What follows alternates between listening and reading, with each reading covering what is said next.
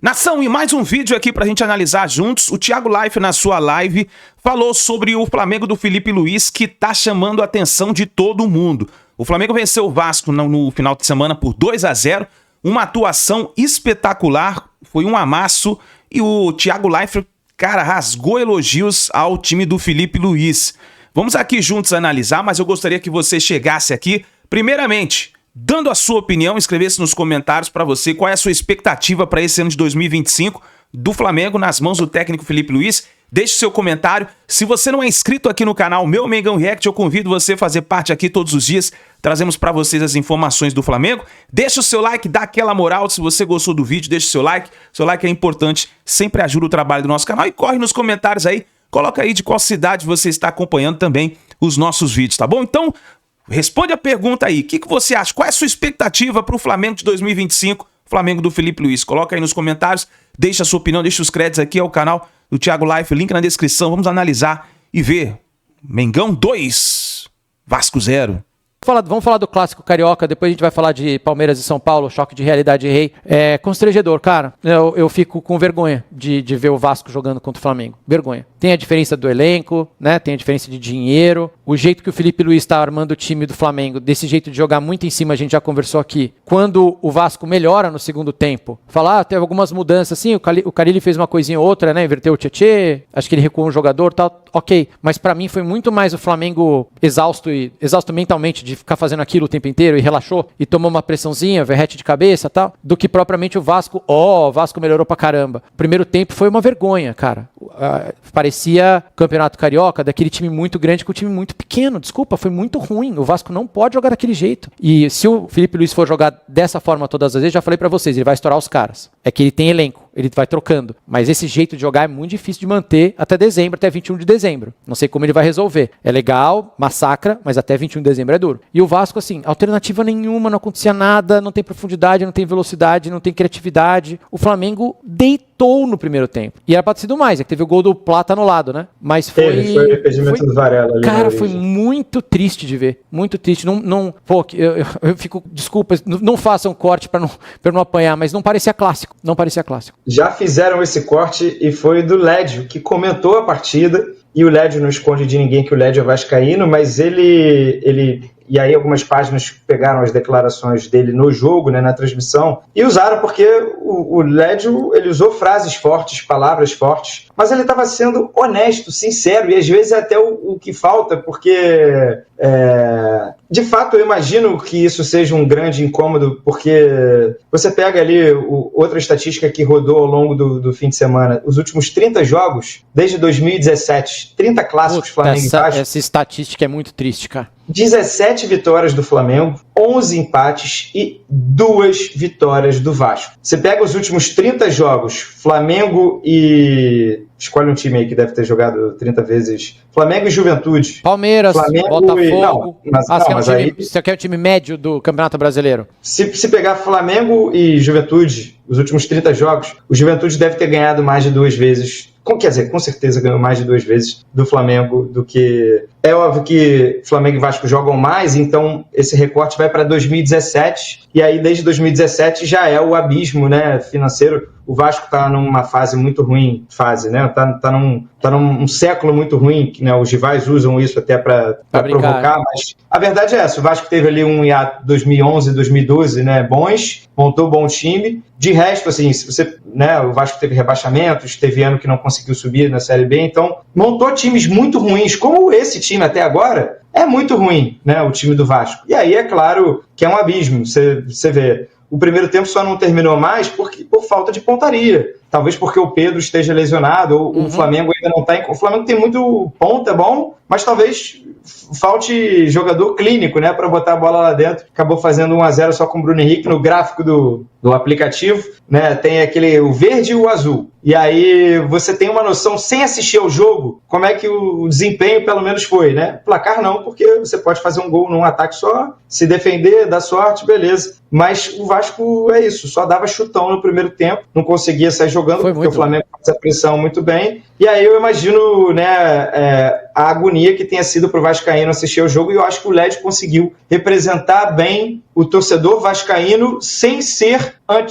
profissional. né? Ele estava ali exercendo a profissão dele, o objetivo dele ali, né, é dizer o que ele está enxergando, e ele disse com palavras duras, porém, eu acho que o momento pedia aquelas palavras. E aí, no segundo tempo, ficou até provado que o Vasco poderia ter feito melhor, porque passou a incomodar, ou pelo menos não sofrer tanto lá atrás, né? O Flamengo já não teve tantas chances, talvez o Flamengo tenha cansado, é isso, e aí... Eu acho que não dá para ficar o tempo inteiro fazendo isso, não dá mesmo. Entraram Luiz Araújo e Cebolinha, um desses caras no Vasco seria disparadamente o melhor jogador do Vasco. Mas é sacanagem, né? Sobe a placa, Léo Ortiz, Luiz Araújo, Cebolinha, porra, difícil. Então, acho que aí o abismo fica muito bem ilustrado, né, em quem sai do banco de cada time, né, o Vasco não tem opções sequer no time titular, né, o que dirá no banco, né, os maiores salários do Vasco, Coutinho e Payet, não entregam, né, nem como se fossem top 5 do time titular. Então, é triste a situação do Vasco, porque eu sei que o Pedrinho está lutando, está se esforçando, deve estar sofrendo muito. A janela fecha no dia 28, já daqui a pouco, e o Vasco, com o que tem, é candidatíssimo ao rebaixamento. Com o que tem, o Vasco pode ser vendido, né? Está na conversa ali com o Grego ainda, que a gente não sabe em que estágio está. O Vasco pode conseguir contratar um ponta que mude o cenário do time, tem o David e o Adson para voltarem e vai melhorar o time, mas, cara, tá muito feio realmente a situação assim, do Vasco, e não é um 2-0, porque assim, se for olhar pela ótica do placar, o jogo ficou aberto até o 46 do segundo tempo, que foi quando saiu o segundo gol. O mas Vasco numa bola mas é que você olhava ali e fala, cara, não vai acontecer nada, né? Essa é a sensação de não é clássico, não vai acontecer nada. Nem a camisa ali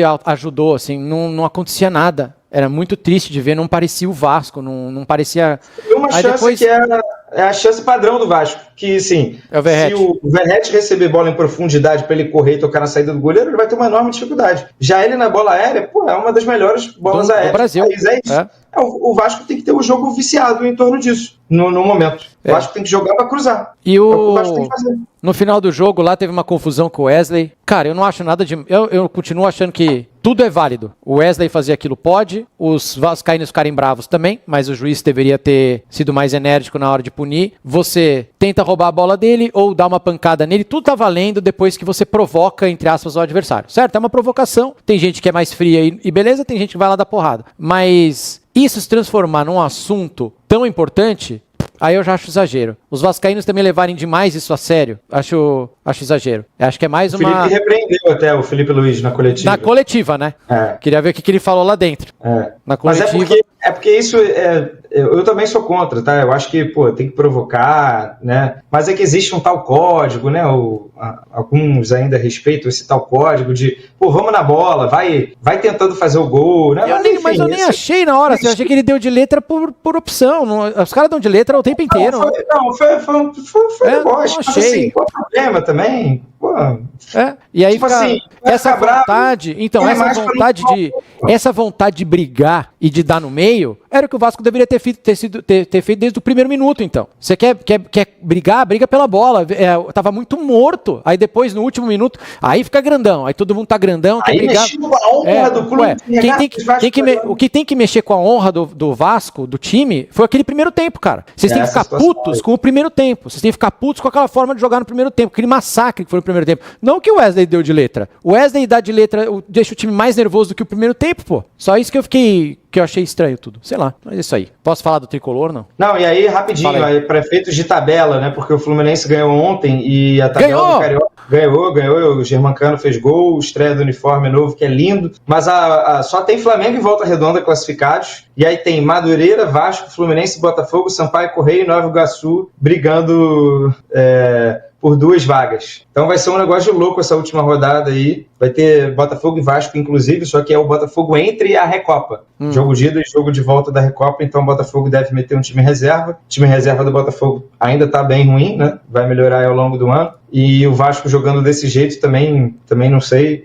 Então, talvez até os dois morram abraçados se der um empate, sabe? Tem esse risco. E o Flamengo venceu por 2-0. É um jogo em que, hoje, o momento dos dois times, antes da bola rolar, a gente sabe que é um momento bem diferente. O Flamengo com uma superioridade, tanto no ponto de vista de organização, quanto do ponto de vista de time. E essa superioridade foi vista muito claramente, até mais do que deveria, vou falar sobre isso, no primeiro tempo. No segundo tempo, o Vasco conseguiu equilibrar o jogo por 15, 20 minutos, poderia até ter empatado o jogo, mandou uma bola no travessão quando o jogo estava 1-0, mas depois o Flamengo assumiu de novo o controle do jogo e acabou fazendo 2-0 na reta final do jogo, já aos 43 do segundo tempo. Hoje, se a gente for considerar, e fazendo uma análise fria, e vocês sabem que eu não trago torcida aqui pro canal, não trago clubismo aqui pro canal, hoje fazendo uma análise fria, ontem, olhando, passeando pelo Twitter, dito pelos próprios vascaínos, hoje há um abismo, podemos dizer, separando Flamengo e Vasco, seja em aspectos organizacionais, incluindo aí capacidade de receita, seja na força, na qualidade do time, e então hoje tem essa distância entre eles. Mas o futebol talvez seja um esporte em que mais essa distância possa ser diminuída ou neutralizada ou mitigada dentro do campo. E o Vasco teve até a chance de fazer isso, né? O Vasco no início do segundo tempo ali teve 15 minutos de um equilíbrio, conseguiu equilibrar o jogo, mandou uma bola no travessão com um Verratti, uma bela cabeçada que explodiu no travessão, sem chance para o Rossi chegar, mas depois, rapidamente ali, depois de 17, 18 minutos, o Flamengo assumiu de novo o controle do jogo e acabou vencendo por 2-0, fez o segundo gol, um belo gol do Cebolinha, já faltando 2 minutos para acabar. Dito isso sobre essa superioridade que é latente, né? Não considero como aceitável a postura do Vasco no primeiro tempo. Eu fui lá no Flash Score pegar as estatísticas só do primeiro tempo.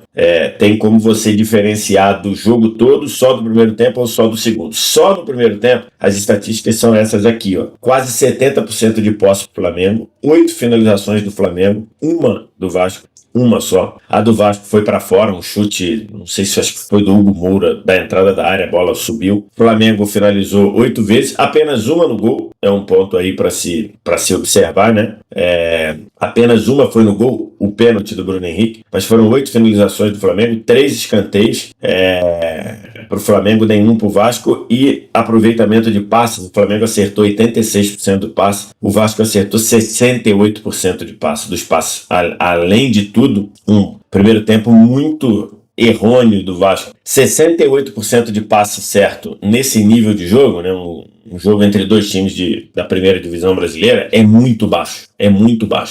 A partir de menos de 80% já é um índice preocupante. O Vasco acertou 68% dos passes que tentou, ou seja, e mais do que isso, foi um primeiro tempo de superioridade do Flamengo desde o início até o final. Logo no comecinho, o Michael fez um belo primeiro tempo. Michael fez uma jogada pela esquerda, o Bruno Henrique finalizou para o alto, depois o Bruno Henrique finalizou outra. Teve uma finalização da Arrascaeta para fora, chutou torto. Teve uma finalização do Léo Pereira depois de um escanteio. Teve uma jogada do Michael entrando pela esquerda, driblando e acabou chutando na rede pelo lado de fora. Teve o lance do pênalti, que é uma jogada envolvendo aqui o lado direito, Pulgar, o Wesley para mim o melhor em campo, com o Plata. O Plata entrou, driblou para dentro, tomou um toco e tomou uma chegada por baixo. E aí o ato deu pênalti, ninguém do Vasco reclamou, não tem questionamento do pênalti. Bruno Henrique bateu bem, fez 1-0. Logo depois, o Flamengo ainda teve mais 2 chances, teve o gol anulado, muito bem anulado pelo impedimento do Varela lá na esquerda, mas que é um gol que a facilidade com que o Flamengo fez o gol chamou a atenção, né? Uma triangulação ali pela esquerda, bola para o Varela, ele entra um pouco impedido, então, mas a construção da jogada é a mesma, ele cruza, o Léo Jardim sai mal, dá um tapa, a bola vai na cabeça do Plata, ele faz 2-0, depois o gol foi corretamente anulado. Enfim, primeiro tempo de superioridade total do Flamengo, né? E aí tem um ponto, né? Um Vasco com uma postura muito ruim, né? O Vasco, além de não conseguir fazer sair jogando, e aí o Léo Jardim quebrava a bola, o Flamengo com a linha alta ganhava a primeira bola, a segunda voltava para carga, e o jogo ficando nisso. E assim um Vasco mostrando uma passividade muito preocupante, né? Uma passividade muito, muito alarmante. Ninguém conseguindo chegar, ninguém Tietê e Coutinho, os dois caras, para fazer esse trabalho de meio, não apareceram no jogo. O Verratti, coitado, sozinho lá brigando, acho que só dá no primeiro tempo, só dá para livrar a cara do Verratti, sozinho lá na frente, brigando com o Léo Pereira e com o Danilo. O Hugo Moura e o Matheus Carvalho por dentro, chegando atrasado em todas as jogadas. Só deu o primeiro tempo, só deu para livrar a cara do Zuccarello, que acho que fez um bom jogo, e do Verratti pela briga lá. No mais, o Vasco não conseguindo ser compacto, não conseguindo chegar, e aí o primeiro tempo terminou 1-0, e aí vem a outra, digamos, a outra discrepância, né? O outro abismo entre Flamengo e Vasco, que é opções, banco de reserva. Aos 20 do segundo tempo, vendo o Vasco equilibrar o jogo, o Felipe Luiz recorre ao banco de reservas. Aí saem Varela, Everton Araújo e Arrascaeta. Vem para o jogo Léo Ortiz, Alan e Luiz Araújo. E aí eu fui olhar, né? Olhei vários, olhando no Twitter ali, eu sigo vários vascaínos, sigo jornalistas que cobrem especificamente o Vasco, e aí muita gente focando nesse ponto, né? Vem do banco de reservas Léo Ortiz, porque o Léo Ortiz foi poupado, começou com o Danilo. Então, assim, você poupa o Léo Ortiz, hoje um dos melhores zagueiros do Brasil, e no lugar joga um jogador que é da seleção brasileira, que é o Danilo. Aí, você no segundo tempo, bota o Léo Ortiz, o Léo Pereira passou a ser lateral esquerdo, o Léo Ortiz e Danilo formaram a zaga, traz o Alan, que em 2025 faz um começo de ano bom, né, dentro do contexto do Campeonato Carioca. Vamos ver quando o nível de exigência subir, mas até aqui o Alan faz um bom ano, e o Luiz Araújo, que tá dando seta lá para pedir espaço no time titular. E aí, isso aos 20. Aos 26, aos 25, o Michael se machuca, num passe maravilhoso do Luiz Araújo. O Flamengo já tinha retomado o controle do jogo, e aí ele dá uma fominhada lá, porque tinha a opção do Bruno Henrique. Ele acaba se machucando, sentindo a coxa, vem o Cebolinha do banco. Aí é o retrato dessa diferença dos times, né? Você vindo com esses 4 do banco, Léo Ortiz, Alan, Luiz Araújo e Cebolinha, o Flamengo retomou o controle do jogo, o Vasco parou, não conseguiu mais fazer nada, o Carille começou a fazer mudanças também, aí faltando 8 minutos para terminar, ele tira o Zuccarelli, bota o Jean Davi, tinha botado já o Lemos no lugar do Lucas Freitas. O Lucas Freitas fez um bom jogo também, gostei do jogo do Lucas Freitas. Para botar o Maurício Lemos, depois, faltando 8, ele tira o Zuccarello e o Tietê. Tietê é uma partida apagadíssima, bota Paulinho e Jean Davi, e faltando 5 para acabar, bota o Payet e o Vitor Luiz. Acho que ali o Paulinho claramente não podia jogar muito tempo, porque senão teria que ter sido titular. Acho que ali dentro de uma volta e tudo, Paulinho é um jogador, hoje é titular do Vasco, mas essa diferença aí ficou muito clara, aí o Flamengo voltou a ter volume. A diferença entre os dois clubes e os dois times está posta e ficou posta ali na maior parte do jogo. O Felipe Luiz até falou sobre isso, né? O Flamengo dominou, 70 dos 90 minutos, amplamente. Era o que era esperado. O primeiro tempo do Flamengo acho que foi muito bom dentro de modelo também, né? O que eu falei no vídeo aqui da Supercopa contra o Botafogo. Primeiro tempo o Flamengo conseguiu fazer o que o Felipe Luiz quer. Defesa, linha alta, encurtando o campo. Recuperação de bola muito rápida depois de perder. Então, se você fizer lá, o Flamengo, 5 segundos, 8 segundos, 10 segundos depois de perder a bola, já estava com a pressão encaixada e roubando bola de novo. Jogadores muito próximos para facilitar o passe. Então, pelo lado esquerdo, você via Varela jogando improvisado, aparecendo por ali, Arrascaeta, Everton Araújo subindo. Do lado direito, Wesley, Pulgar e Plata se movimentando. Jogadores com dinamismo, jogadores se movimentando o tempo todo para oferecer passe. Então, primeiro tempo, de novo, um primeiro tempo muito, muito marcado pelo que o Felipe Luiz quer que o Flamengo seja. Tá aí então, nação, a imprensa elogiando o Flamengo do Felipe Luiz, que tá jogando muita bola, né? O Felipe Luiz praticamente levantou o Flamengo. A realidade é essa, o Flamengo estava sem técnico. Não tinha técnico, cara. Tinha elenco, mas não tinha técnico. E o Felipe Luiz agora, como técnico, tá brilhando, tá botando muita gente no bolso. Cara, o Flamengo tá prometendo que esse ano de 2025 vai ser diferente. Eu acho que o Flamengo vai decolar nesse ano aí de 2025, né? Ontem tivemos aí uma proposta oficial do Zenit pelo jogador Gerson. O Zenit fez uma proposta de mais de 110 milhões de reais pelo jogador. Mas aí é para dar risada, né? Porque, se eu não me engano, esse valor convertido daria 18 milhões de euros. Cara, não é nem a unha do pé direito do Gerson. Então, é para recusar de primeira linha, né? O Flamengo já recusou, inclusive fez uma nota oficial e falou que não vai vender ou liberar nenhum jogador que seja essencial para essa temporada 2025. Então, provavelmente, se a gente tiver alguma venda muito forte, será após o Mundial de Clubes, o Super Mundial de Clubes, né? A gente sabe que o Manchester United e o Barcelona estão de olho no jogador Wesley. A qualquer momento pode chegar uma proposta oficial, o Flamengo já está preparado. Então, caso ocorra, eu acho que a saída do Wesley aconteça somente após o Super Mundial de Clube. Vamos ver o que vai acontecer. Tamo junto, nação. Obrigado por você estar aqui até o final do vídeo. Não se esqueça, hein? Dá aquela moral, se inscreva aqui no canal Meu Mengão React, tá bom? Assim sempre você vai ficar ligado nas informações do Mengão. Tamo junto e a gente se vê no próximo vídeo.